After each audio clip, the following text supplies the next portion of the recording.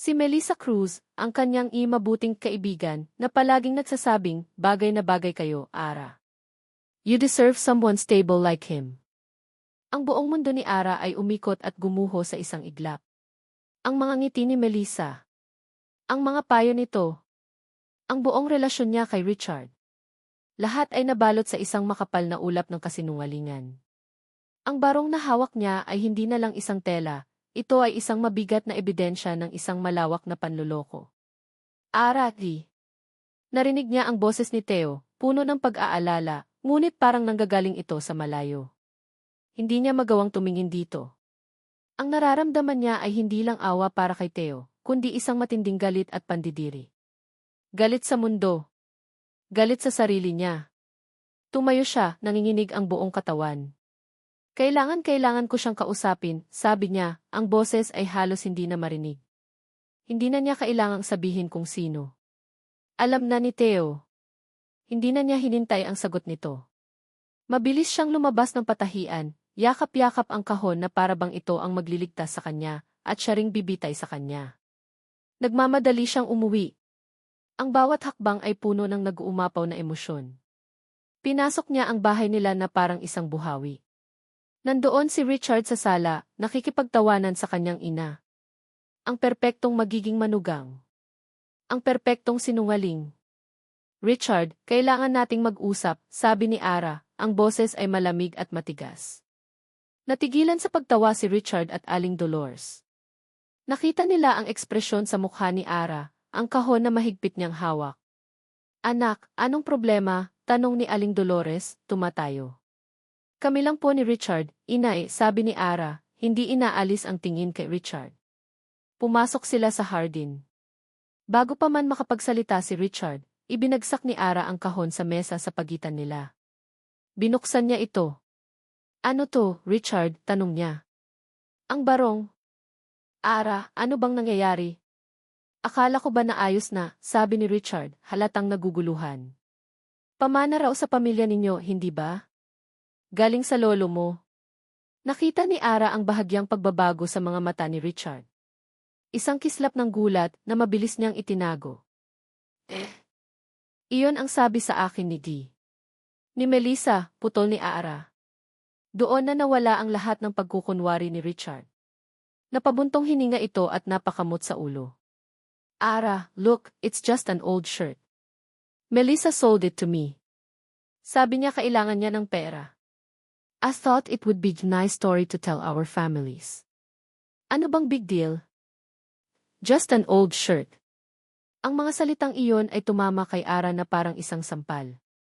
Ang lumang damit na iyon ang naging dahilan ng pagkasira ng buhay ng isang tao. Ang lumang damit na iyon ang simbolo ng ninakaw na pag-asa at pagtitiwala. At para kay Richard, isa lang itong props para sa isang magandang kwento.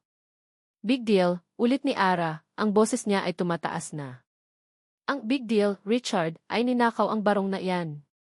Ang big deal ay ginamit mo ang kasinungalingan ni Melissa para lokohin ako at ang pamilya ko. Ara, calm down.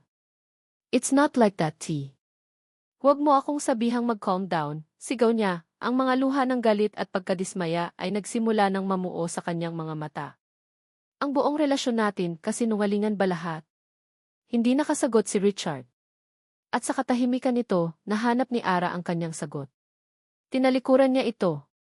Kinuha niya ang kahon mula sa mesa at naglakad pabalik sa loob ng bahay. Nilagpasan ang kanyang ina na nakatayo sa may pinto, nag-aalala. Dumiretso siya sa kanyang kwarto at nagkulong. Ilang oras ang lumipas. Nang sa wakas ay lumabas siya, dala-dala pa rin ang kahon, alam na niya ang kailangan niyang gawin. Kailangan niyang isauli ito. Kailangan niyang humingi ng tawad. Nagmamadali siyang bumalik sa Esperanza.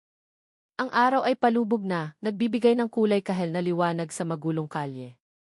Mula sa malayo, nakita niya si Theo, nakaupo sa labas ng kanyang tindahan, nakatingin sa kawalan. Lumapit si Ara, ang puso niya ay kumakabog. Inilapag niya ang kahon sa upuan sa tabi nito.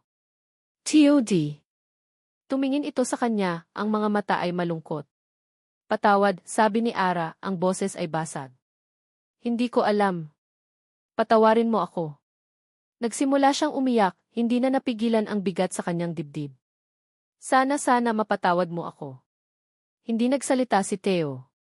Tumayo lang ito, kumuha ng isang malinis na panyo mula sa kanyang bulsa at iniabot sa kanya. Isang simpleng kilos, ngunit para kay Ara, iyon ang lahat. Iyon ay pag-unawa. Iyon ay pagpapatawad. Sa gitna ng kanyang pag-iyak, naramdaman niya ang presensya nito sa kanyang tabi. Hindi ito nagsasalita, hinahayaan lang siyang ilabas ang lahat. At sa sandaling iyon, sa gitna ng gulo ng Esperanza, naramdaman ni Ara ang isang kapayapaan na hindi niya kailanman naramdaman sa piling ni Richard. Ngunit ang kapayapaang iyon ay biglang winasak. Elara! Isang sigaw na puno ng galit ang pumunit sa hangin. Napalingon silang dalawa. Nakatayo sa dulo ng eskinita si Aling Dolores, ang mukha ay namumula sa galit. Nagmartsa ito palapit sa kanila, ang mga mata ay nag-aapoy. Hinila nito si Ara palayo kay Theo. Ano nang ginagawa mo dito? Kasama ng lalaking to. Inay, magpapaliwanag po ako. Magpapaliwanag, putol ni Aling Dolores, ang tingin ay lumipat kay Theo, puno ng paghamak. Tiningnan nito si Theo mula ulo hanggang paa. Nakita ko kayo. Anong gagawin mo sa basurerong iyon? Iniwan na nga ng babae dahil walang pera. Ipapahamak mo lang ang sarili mo. Sinisira mo ang lahat ng pinaghirapan natin. Inay, tama na po, sigaw ni Ara, sinusubukang protektahan si Theo mula sa masasakit na salita. Ngunit hindi tumigil si Aling Dolores. Ang bawat salita ay isang punyal na itinararak nito, hindi lang kay Theo, kundi pati na rin kay Ara. Bigla, napahawak si Aling Dolores sa kanyang dibdib. Ang mukha nito ay namutla. Hirap itong huminga. Ara, sabi nito, ang boses ay biglang nanghina. Ang puso ko. At sa harap nilang dalawa, sa gitna ng eskinitang naging saksi sa kanilang mga lihim, bumagsak si Aling Dolores sa lupa, walang malay.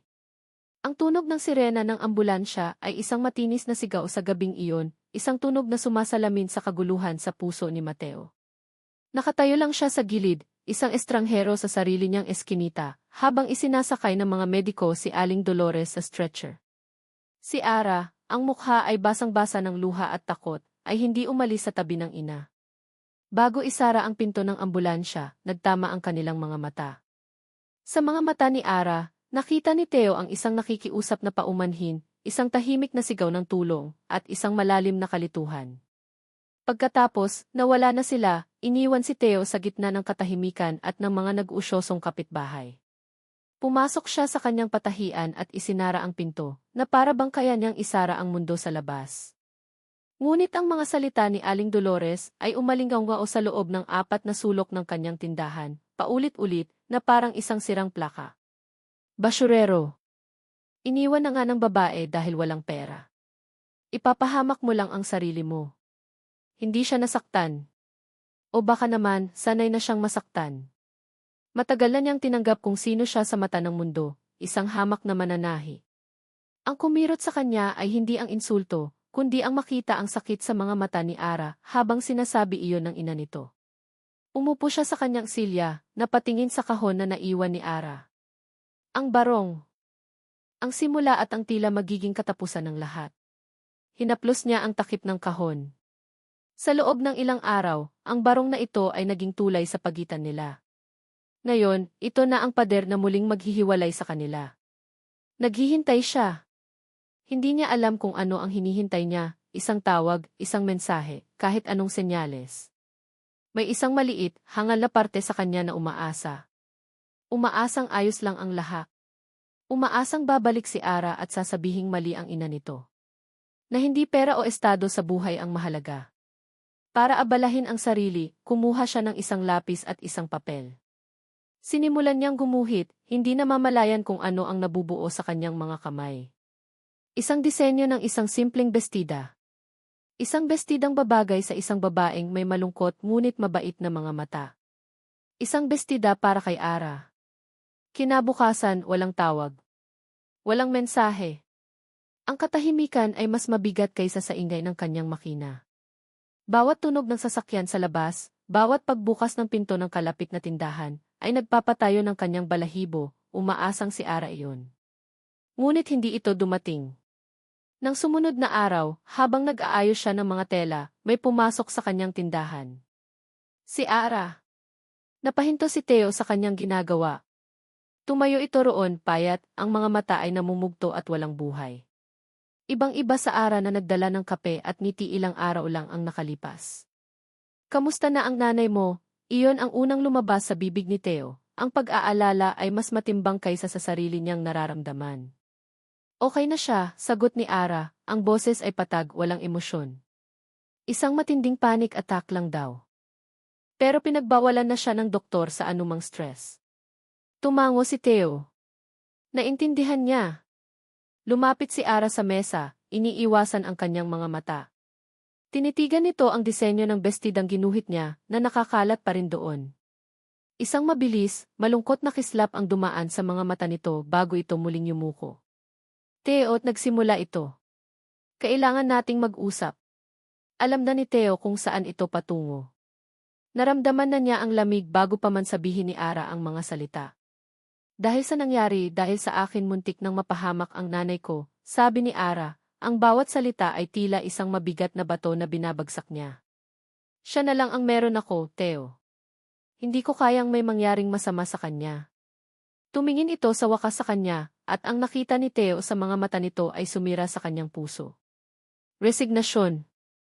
Pagsuko. Hindi ko kayang talikuran ang ina ko, Theo. Patawad. Hindi siya umimik. Ano pa ba ang sasabihin niya? Na hindi nito kasalanan? Na manipulasyon lang ang lahat? Ngunit sino siya para sabihin iyon? Siya lang ang hamak na mananahi. Siya ang stress. Siya ang problema. Naiintindihan ko, iyon lang ang naisagot niya, ang lalamunan niya ay tuyo. Tumango si Ara, na para bang iyon na mismo ang inaasahan niyang marinig. Kinuha nito ang kahon na naglalaman ng barong. Ang parehong kahon na isinauli nito sa kanya. Dahan-dahan niyang inilapag ito sa mesa sa pagitan nila. Tapos na ang lahat, sabi nito, ang mga salita ay kasing pinal ang pagsara ng isang kabaong. Pagkasabi niyon, tumalikod na ito at naglakad patungo sa pinto. Bawat hakbang nito palayo ay isang hakbang palayo sa munting pag-asang nabuo sa puso ni Theo. Hindi niya ito pinigilan. Hindi siya nagmakaawa. Pinanood niya lang itong umalis, pinanood niyang isara ang pinto, pinanood niyang magdilim muli ang kanyang mundo. Naiwan siyang mag-isa sa katahimikan. Tumingin siya sa barong na nasa ibabaw ng mesa. Ang simbolo ng unang kataksilan sa buhay niya. At ngayon, simbolo na rin ang pangalawa. Tila isang sumpa ang telang iyon, isang paalala na ang mga tulad niya ay hindi para sa pag-ibig, hindi para sa kaligayahan. Napaupo siya sa kanyang silya, ang lakas ay tila hinigop mula sa kanyang katawan. Ipinatong niya ang kanyang mga siko sa mesa at isinubsob ang kanyang mukha sa kanyang mga palad. Walang luha. Walang tunog. Tanging isang malalim, nakakabinging bigat sa kanyang dibdib. Ngunit hindi niya napigilan. Isang pigil, garalgal na tunog ang kumawala mula sa kanyang lalamunan. Isang hikbi. Isang tunog ng isang pusong muling nabasag. Ang mga sumunod na araw ay lumipas na parang isang mahabang panaginip para kay Ara. Gumigising siya, pumapasok sa ospital, umuuwi at inaalagaan ang kanyang ina. Ang kanyang katawan ay gumagalaw, ngunit ang kanyang kaluluwa ay wala roon. Naging anino siya sa sarili niyang buhay. Tulad ng ipinangako niya sa kanyang ina, tinapos na niya ang ugnayan kay Richard. Hindi na kailangan ng mahabang paliwanagan. Isang tingin lang sa mga mata ni Ara, alam na ni Richard na tapos na ang lahat. Madali lang para sa kanya ang lahat, na lalong nagpatunay kay Ara na ang relasyon nila ay isa lang palabas. Ngunit ang pagputol ng ugnayan kay Richard ay hindi nagdulot ng kapayapaan. Ang kapalit nito ay isang nakabibinging katahimikan. Isang kalungkutan na dumidikit sa kanya kahit saan siya magpunta. Ang mukha ni Theo, ang mga mata nitong puno ng sakit ng talikuran niya ito, ay palaging bumabalik sa kanyang isipan, isang multo na hindi siya tinatantanan. Si Aling Dolores naman ay bumalik na sa dati. Masigla na ito, ngunit may isang bagong batas sa kanilang bahay, bawal banggitin ang pangalan ni Theo. Bawal pag-usapan ang patahian sa sta. Esperanza. Para sa ina niya, tapos na ang masamang kabanata na iyon.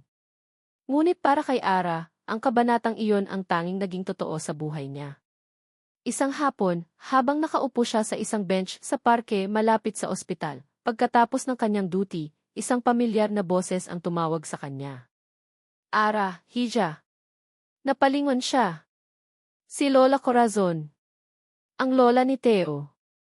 Nakatayo ito roon, may dalang isang maliit na bayong, ang mga mata nito ay puno ng hinahon at pag-unawa. Agad na nakaramdam ng hiya si Ara. Tumayo siya. Lola, pasensya na po. Mumiti lang si Lola Corazon at umupo sa tabi niya. Hindi ito mukhang galit. Hindi ito mukhang nanunumbat. Huwag kang humingi ng tawad sa akin, Hija. Alam ko ang bigat na pinapasan mo. Nagsimulang mamuo ang mga luha sa mata ni Ara. Sa harap ng matandang ito, bumigay ang lahat ng pader na pilit niyang itinatayo. Kasalanan ko po ang lahat, Lola, umiiyak niyang sabi. Nasaktan ko po si Theo. Nasaktan ko po ang nanay ko. Hinawakan ni Lola Corazon ang kanyang kamay. Ang palad nito ay mainit at magaspang, ngunit puno ng kapanatagan. Ang pag-ibig, Ara, hindi kailanman nagiging kasalanan. Ang mga desisyong ginagawa natin dahil sa pag-ibig o dahil sa takot, iyon ang nagiging mabigat. Tumingin si Lola Corazon sa malayo. Alam mo ba, Hija, ang nanay mo nakikita ko sa kanya ang sarili ko noon. At nakikita ko rin sa kanya ang isang babaeng minsan kong nakilala. Napakunot ang noo ni Ara. Ang nanay mo, si Dolores, patuloy ni Lola Corazon, ang boses ay malumanay. Hindi galit ang nararamdaman niya, Ara. Takot yun. At doon, ikinuwento ni Lola Corazon ang isang istorya na hindi kailanman narinig ni Ara. Ang kwento ng isang batang Dolores, isang masayahin at mapagmahal na dalaga, na umibig ng buong puso sa isang lalaki. Ang lalaking iyon, ang ama ni Ara, ay nangako sa kanya ng buong mundo. Ngunit isang araw, iniwan siya nito. Ipinagpalit sa isang babaeng mas mayaman, mas may impluwensya. Naiwan si Dolores na wasak ang puso, walang pera, at kinukutya ng mga tao. Ang takot na muling maranasan ang sakit at kahihiyan na iyon, Ara, iyon ang naging lason sa puso niya, paliwanag ni Lola Corazon. Iyon ang dahilan kung bakit para sa kanya, ang pera at katayuan ang tanging kaligtasan. Hindi dahil sa sakim siya, kundi dahil sa sobrang takot niyang masaktan ka, sa paraang nasaktan siya noon. Habang nakikinig, unti-unting nagbago ang pananaw ni Ara.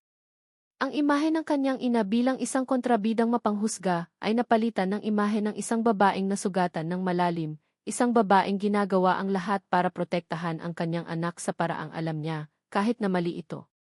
Hindi nito binibigyang katwiran ang mga ginawa ni Aling Dolores, ngunit binigyan siya nito ng pag-unawa. Pinunasan ni Ara ang kanyang mga luha. Ang kalituhan sa kanyang puso ay napalitan ng isang bagong damdamin, determinasyon. Nagpasalamat siya ng taos puso kay Lola Corazon at nagmamadaling umuwi. Nadatnan niya ang kanyang ina sa sala, nag-aayos ng mga bulaklak. Inay, tawag niya, ang boses ay kalmado ngunit matatag. Napalingon si Aling Dolores. O, anak. Mabutit umuwi ka na. May niluto akong tea. Inay, kailangan po nating mag-usap, putol ni Ara. Umupo sila sa sopa. Ito na iyon. Ang huling komprontasyon. Ngunit hindi na ito puno ng galit. Puno na ito ng pag-unawa. Inay, alam ko po kung bakit ninyo ginagawa ang lahat ng ito. Nagsimula si Ara, hinawakan ang kamay ng ina. Alam ko po na natatakot kayo para sa akin. Nagulat si Aling Dolores. Pero inay, hindi po ako kayo, patuloy ni Ara, ang boses ay nanginginig ngunit buo. At si Tio hindi siya katulad ni Itay. Ara, ano bang sinasabi mo di? Mahal na mahal kita, inay, sabi ni Ara, ang mga luha ay muling dumaloy, ngunit ngayon, ito'y mga luha ng pagmamahal at lakas. Pero hindi ko po hahayaang ang takot ninyo ang magdikta sa buhay ko. Karapatan ko pong maging masaya. Karapatan ko pong piliin kung sino ang mamahalin ko, kahit pa hindi siya mayaman, kahit pa simple lang ang buhay niya. Tinitigan niya ang kanyang ina ng diretso sa mga mata. At mahal ko po si Theo. Isang mahabang katahimikan ang bumalot sa kanila. Nakita ni Ara ang pagguho ng lahat ng depensa sa mukha ng kanyang ina.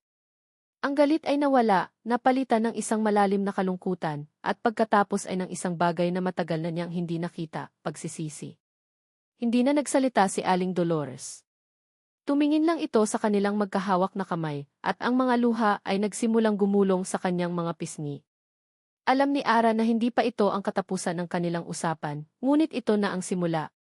Ang simula ng paghilom. Tumayo siya, hinalikan ang kanyang ina sa noo. May kailangan po akong puntahan. Hindi na niya hinintay ang sagot. Lumabas siya ng bahay, tumakbo, ang puso niya ay puno ng isang bagong pag-asa. Kailangan niyang makita si Theo. Kailangan niyang sabihin sa kanya ang lahat. Sumakay siya ng taxi, ang puso niya ay kumakarera. Pagdating niya sa Esperanza, halos liparin niya ang daan papunta sa eskinita. Ngunit pagdating niya roon, isang malamig na takot ang bumalot sa kanya. Ang pinto ng Gires de Iloringpi ay nakasara. Ang mga bintana ay walang laman. At sa harap ng pinto, may isang malaking karatula na nakasulat sa karton. El Rent. Napahawak si Ara sa kanyang dibdib. Ang pag-asang kanina lang ay nag-aalab ay tila binuhusan ng isang baldeng malamig na tubig. Huli na ba siya? Umalis na si Theo. Umalis na ito, dala ang basag na pusong siya mismo ang may kagagawan. Nakatitig lang si Mateo sa bintana ng bus, pinapanood ang mga puno at bahay na mabilis na lumilipas. Bawat kilometrong inilalayo niya sa Esperanza ay dapat sanang magdulot ng gaan sa kanyang dibdib, ngunit kabaligtaran ang kanyang nararamdaman. Pabigat ng pabigat. Para siyang naglalakbay palayo sa nag-iisang lugar kung saan niya naramdamang buo siya. Matapos ang pag-uusap nila ni Ara, ilang araw siyang nagkulong sa patahian. Sinubukan niyang magtrabaho, ngunit kahit ang paghawak sa tela ay nagpapaalala sa kanya. Sa huli, napagdesisyonan niya. Kailangan niyang umalis. Hindi para takasan si Ara, kundi para takasan ang sarili niyang kahinaan, ang sarili niyang pag-asa. Ipinagkatiwala niya ang susi sa may-ari ng pwesto, nag-iwan ng karatulang key rent, at nag-empek ng ilang gamit. Si Lola Corazon ay pansamantala munang titira sa kapatid nito sa probinsya. Isang bagong simula. Iyon ang pilit niyang sinasabi sa sarili. Ang ugong ng bus ay dapat sanang maging pampatulog, ngunit ang isip niya ay gising na gising. Ang mukha ni Ara, ang mga mata nitong puno ng luha nang sabihin nitong ipatawad, ay nakatatak sa kanyang isipan. Biglang huminto ang bus. Nasa terminal na sila para sa huling hantungan bago ang mahabang biyahe. May mga bumaba, may mga sumakay. Inihilig na lang ni Theo ang kanyang ulo sa bintana, pumikit, umaasang sa kanyang paggising, ang lahat ay isa na lang masamang panaginip. Theo! Isang sigaw. Isang pamilyar na boses. Minulat niya ang kanyang mga mata, iniisip na imahinasyon lang niya iyon. Ngunit narinig niya ulit. Theo! Lumingon siya. At doon, sa labas ng bintana, tumatakbo sa tabi ng bus, nakita niya si Ara. Humihingal ito, ang buhok ay magulo, ang mukha ay puno ng desperasyon. Tumatakbo ito na parang ang buhay niya ay nakasalalay dito. Agad na tumayo si Theo. Para, Manong, sigaw niya sa driver, hindi na nag-isip. Nang bumukas ang pinto ng bus, bumaba siya. Sinalubong siya ni Ara. Huminto ito sa harap niya, parehong hinahabol ang kanilang hininga, parehong hindi alam kung ano ang sasabihin. Ano nang ginagawa mo dito? Tanong ni Theo, ang puso niya ay parang gustong kumawala sa kanyang dibdib. Hinahanap ka, sagot ni Ara, sa pagitan ng kanyang paghinga. Nakita ko iyong karatula. Akala ko huli na ako. Dapat hindi ka na pumunta, sabi ni Theo, ang pader na akala niya inawasak na ay pilit niyang itinatayo muli. Wala ka nang babalikan. Hindi, mabilis na sagot ni Ara, umiling-iling. Ikaw ang binabalikan ko. Tumingin si Ara ng diretso sa kanyang mga mata. Wala na ang takot. Wala na ang pag-aalinlangan. Ang nandoon ay isang tapang na ngayon lang nakita ni Theo. Sinira mo ko, Ara, mahinang sabi ni Theo, ang sakit ay naroon pa rin sa kanyang boses. Tumulo ang luha sa mga mata ni Ara, ngunit hindi na ito ang luha ng pagkatalo. Alam ko, sabi niya, ang boses ay matatag. At habang buhay kong pagsisisihan yun. Pero hayaan mo kong buuin ka ulit. Theo, hayaan mo kong bumawi. Hayaan nating buuin natin ang isa't isa. Ikinuwento niya ang lahat. Ang pag-uusap nila ni Lola Corazon. Ang pagharap niya sa kanyang ina. Ang pagpili niya sa sarili niyang kaligayahan. Ang pagpili niya kay Theo. Mahal kita, Theo, sabi niya, ang mga salitang matagal na niyang gustong sabihin. Mahal kita hindi dahil sa kung anong meron ka o wala ka. Mahal kita dahil sa kung sino ka. Bawat salita ni Ara ay isang martilyong unti-unting dumudurog sa pader ni Theo. Ang lalaking natutong huwag nang magtiwala, ang lalaking natakot ng umibig, ay nakikinig sa mga salitang akala niya ay hindi na niya muling maririnig. Hindi siya nagsalita. Lumapit lang siya kay Ara, at sa gitna ng maingay na terminal ng bus, sa harap ng mga taong nagdaraan, niyakap niya ito ng mahigpit. Isang yakap na puno ng pasasalamat, ng pagpapatawad, at ng isang bagong pag-asa. Naramdaman niya ang pagyakap ni Ara pabalik, isang yakap na nagsasabing, nandito na ako. Hindi na ako aalis. Makalipas ang ilang buwan. Ang kay Reyes Tailoring Bee ay muling bukas. Ngunit ngayon, mas maliwanag na. Ang lumang karatula ay napalitan ng bago. May mga halaman na sa bintana, at ang loob ay mas maluwag at mas masaya. Nakatayo si Ara sa harap ng salamin, suot ang isang simpleng puting bestida. Ang bestidang iginuhit ni Theo sa papel noong gabing puno ng kalungkutan. Lumapit si Theo mula sa kanyang likuran, ang mga mata ay nagniningning. Inayos niya ang pagkakatali ng laso sa likod ng bestida. Nagtama ang kanilang mga mata sa refleksyon sa salamin. Bagay sa'yo, bulong ni Theo. Ngumiti si Ara. Salamat sa gumawa. Sa isang sulok ng patahian, nakasabit sa isang magandang frame, ay ang barong Tagalog ng ama ni Theo. Hindi na ito isang multo ng nakaraan, kundi isang paalala ng kanilang pinagdaanan, isang simbolo ng kanilang paglalakbay. Sa mesa, may nakalagay na sulat. Galing kay Aling Dolores. Isang maikling mensahe, ngunit sapat na. Anak, mag-iingat kayo. Maging masaya ka. Isang mahirap ngunit tapat na hakbang tungo sa pagpapatawad. Hinawakan ni Theo ang kamay ni Ara. Ang mga kalyo sa kanyang palad ay lumapat sa makinis na balat nito, isang perpektong pagsasama ng dalawang magkaibang mundo. Tumingin si Theo kay Ara, ang mga mata ay puno ng pagmamahal na hindi na niya itinatago. Sa lahat ng tinahi ko sa buong buhay ko, sabi niya, ang boses ay puno ng sinseridad. Ikaw ang pinakamaganda. Ngumiti sila sa isa't isa, isang ngiting naglalaman ng lahat ng sakit, lahat ng pag-asa, at lahat ng pag-ibig. Sa maliit na patahi ang iyon, sa gitna ng mga tela at sinulid, hindi lang damit ang kanilang binubuo. Binubuo nila ang isang bagong simula, isang kinabukasang sila mismo ang nagdisenyo at maingat na tinahi, isang tusok sa bawat pagkakataon.